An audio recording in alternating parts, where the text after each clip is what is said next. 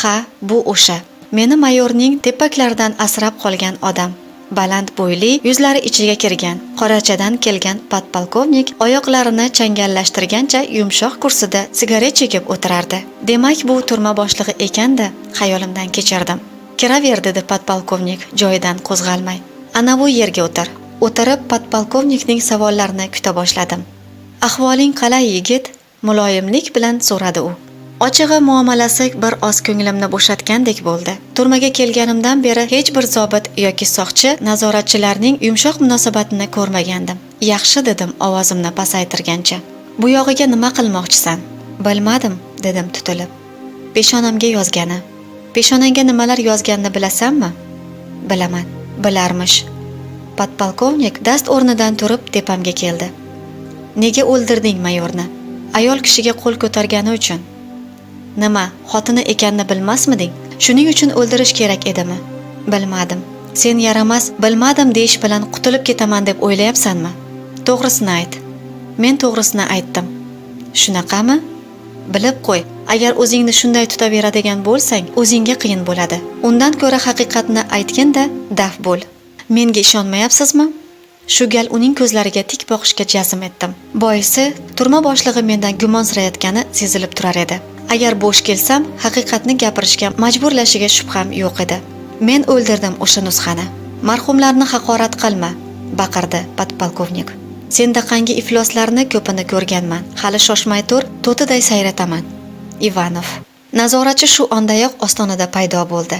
Olib bor ana buni, kameraga qamab qo'y. Ana o'sha yerda esing kirib qolsa ajabmas, dedi kinoya qilib podpolkovnik chiqib ketayotganimda. Nega turma boshlig'igacha shu ish bilan qiziqib qoldi? Nima uchun sud qilib aybimga yarasha jazo belgilay qo'yishmaydi? Hali birinchi ish yuzasidan sud bo'lmagan. Nimaga cho'zishyapti? Sababi nima? Nazoratchi men kirishim kerak bo'lgan kamera eshigiga yaqin kelganda to'xtab qoidaga ko'ra meni devorga o'girib, qo'llarimni baland ko'tarishga majbur etdi. So'ngra kamera eshigini ochib, yelkamdan changallagancha ichkariga itarib yubordi. Mana endi adabingni yeysan, dedi u ham podpolkovnikning so'zini deyarli takrorlab. Bu kamerada yovuz bir kalla kesar o'tiribdi.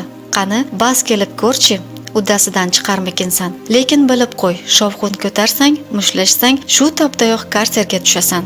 Seni ogohlantirib qo'ydim. Tashvishga tushma, dedim negadir qo'rslik bilan. Yosh bola emasman.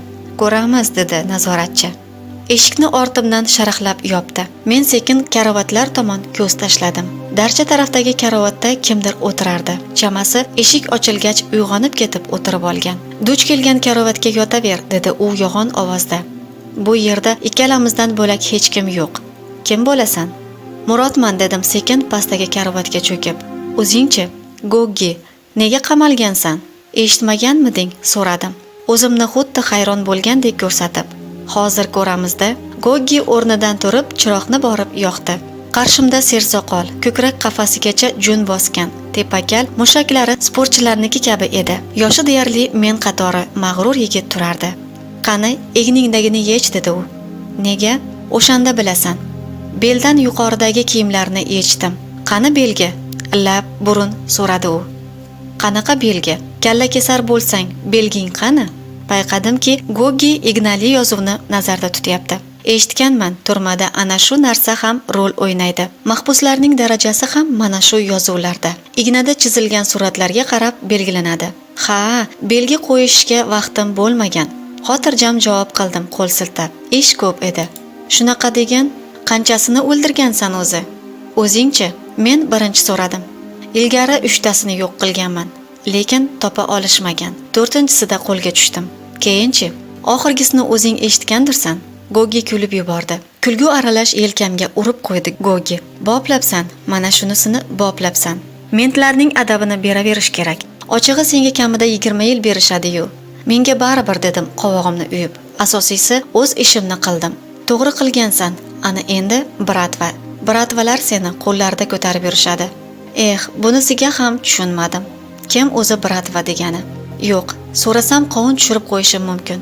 Yaxshisi o'zimni go'yo tushunadigan qilib ko'rsataveraman. Xato qilmasman axir. Uyqing keldimi? So'radi Goggi. Yo'q, nima edi? Unda hoziroq belgi chizamiz. Qanaqa belgi? Sening belgingda fil suratini chizamiz. Chunki sen bolalikdan faqat azob chekkan ekansan. Qayerdan bilding? So'radim kulimsirab. Bu yog'i bilan ishing bo'lmasin. Aytgancha, boshqa bilagingga miya suratini chizamiz.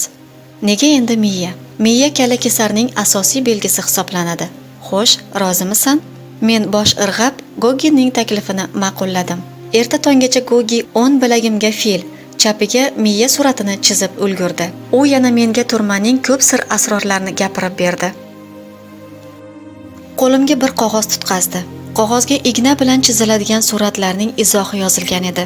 Sinchiklab o'qiy boshladim. Miya, toj, yetakchi bo'lishga intilayotgan jinoyatchilar ramzi. Fil, bolalikdan azobda yashaganlar belgisi. Mash'ala turmadagi jinoyatchilarning do'stlik belgisi. Ha, men oddiy qog'oz tufayli ham jinoyat olamidagi sir asrorlarning bir qismidan boxabar bo'ldim. Qolaversa shunday ochiq ko'ngil hamrohga uchraganimdan mamnun edim. Ertasiga ertalab tag'in nazoratchi meni tashqariga chorladi. Yo'q, avvaliga bir menga, Gogiga zimdan nazar tashlab oldi. Adashmasam tun shovqin suronsiz, mushtlashuvlarsiz o'tganiga u ham hayron bo'ldi. Lekin sir boy bermadi. Meni advokat bilan suhbatlashgan xonaga boshlab bordi. Bu safar panjara ortida advokat emas, yoshi 50larga borib qolgan oppoq sochli erkak o'tirardi. U o'zini prokuratura vakili Gennadiy deya tanishtirdi. Vakil gapni juda uzoqdan boshladi. Mening oldingi hayotimni surishtirdi. Qarindosh urug'larimni so'radi. Shundan keyingina maqsadga o'tdi. Bilaman, deydi Gennadiy. Sen juda qat'iyatli yigit ekansan. Shuning uchun ortiqcha savollar berib boshingni qotirmayman. Gapning iddalosiga o'tib qo'ya qolaman. Xo'sh, senga ozodlik ko'proq yoqadimi yoki turmami? Nima, ozodlik desam chiqarib yuborarmidingiz? Men aytgan ishni qilsang chiqarib yuborishim ham mumkin. Qilmasam-chi, qochib qayerga ham borarding? Majbur qilish ham qo'limdan keladi. Men siz o'ylagan qo'rqoqlardan emasman. Sen oldin qanday ish ekanini jim o'tirib eshitsang-chi, noshud? Xo'p, eshitaylikchi. Vakil shoshilmadi. Avval 1-2 yo'talib oldi. So'ngra cho'ntagidan sigaret chiqarib tutatdi. Ana endi asosiy ishga o'tamiz, dedi u menga ma'noli ko'z qisib. Bilasanmi, sening bo'yningga juda katta ayb qo'yishgan, davom etdi vakil. Bunaqa ayb bilan qamalsang, jazoni o'tashga bir yigitning umri yetmaydi. Bu ham mayli, seni itdan battar qiynashadi bu yerda. Negaligini bilasanmi? Albatta bilaman. Xo'sh, nimaga? Aytishim shartmi? Shart, chunki men turma xodimini o'ldirganman. Mana endi o'zingga kelding. Shunday ekan, bir yo'lini topib turmadan chiqib olmasang bo'lmaydi. Keyinchi, dedim ayyorligim tutib. Keyin nima bo'ladi? Dard bo'ladi, jerkib berdi vakil. Qanaqa g'alchasan o'zi? Men sening foydangni ko'zlayapman, yaramas?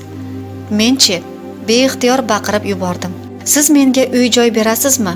Ish, pul bilan ta'minlaysizmi? Nega indamaysiz? Mening ilgari qanday hayot kechirganimni bilmaysiz-ku. To'g'ri, dedi vakil og'ir xo'rsinib. Seni ishing bilan to'liq tanishib chiqaman. Meni hech narsadan xabari yo'q deb o'ylama. Hammasini oldindan cho'tga solib ko'rganman. Agar menga bir ishda yordam bersang, ozodlik ham, pul ham, uy ham, ish ham bo'ladi. Manaman deganlardan ham yaxshiroq yashaysan. Xo'p, ayting, dedim o'zimni bosib. Aytavering. Navbatchilik qismi boshlig'i Vasiliy Ivanovichni bilasanmi? Baland bo'yli mayormi? Xuddi o'zi. Bilaman. O'shani kuzatasan. Uni kuzatishimdan nima foyda? Kim menga imkon berib qo'yardi? Imkonni senga men beraman. U yog'i bilan ishing bo'lmasin. Xo'sh, nimani aniqlashim kerak? Menga aytishlaricha u yangi kelgan mahbuslarni tunayotganmish. Qimmatbaho buyumlarini o'zlashtirib yuborayotganmish. Axir u menga nimalarni o'zlashtirayotganini ko'rsatmaydi-ku. To'g'ri, lekin senga bir yordamchi beraman. U anchadan beri navbatchilik qismini supur-sidir qilib yuradigan kar soqov. O'sha orqali aniqlab barcha kirdikorlarni menga yetkazib turasan. Buning uchun senga alohida kamera ajrataman. Kamera darchasi ortidan uzun sim o'tgan. Sen barcha ma'lumotlarni qog'ozga yozib, lattaga o'raysan va o'sha simga boylab qo'yasan, vassalom. Ma'lumot to'g'ri mening qo'limga borib tegadi. Qancha muddat berasiz menga? Sen 10 kun ichida barcha kirdikorlarni isbot dalillar bilan aniqlab berishing kerak bo'ladi. Ana undan keyin va'daga binoan seni ozod qilaman. O'ylab ko'rish kerak, dedim. Negadir yuragimni vahima bosdi. Bu siz o'ylaganchalik oson ish emas. Qo'lga tushib qolsam, umrimni karsirda chiritishadi. Xavotir olma, o'ylab ko'rishga sira vaqt yo'q. Hozirdanoq ishga kirishing kerak. Bu yerdan chiqishing bilan senga alohida kamera ajratiladi. Biroz o'tib oldinga o'sha kar soqov kiradi. Men ularning tilini bilmayman-ku. U bilan gaplashib o'tirishingni hojati yo'q. Yozma ravishda gaplashasizlar. Yaxshi, ketsam maylimi? Boraver, omadingni bersin. Chiqib ketayotib o'ylanib qoldim. Nega unda o'sha aniqlaydiganni kar soqov orqali aniqlayvermaydi?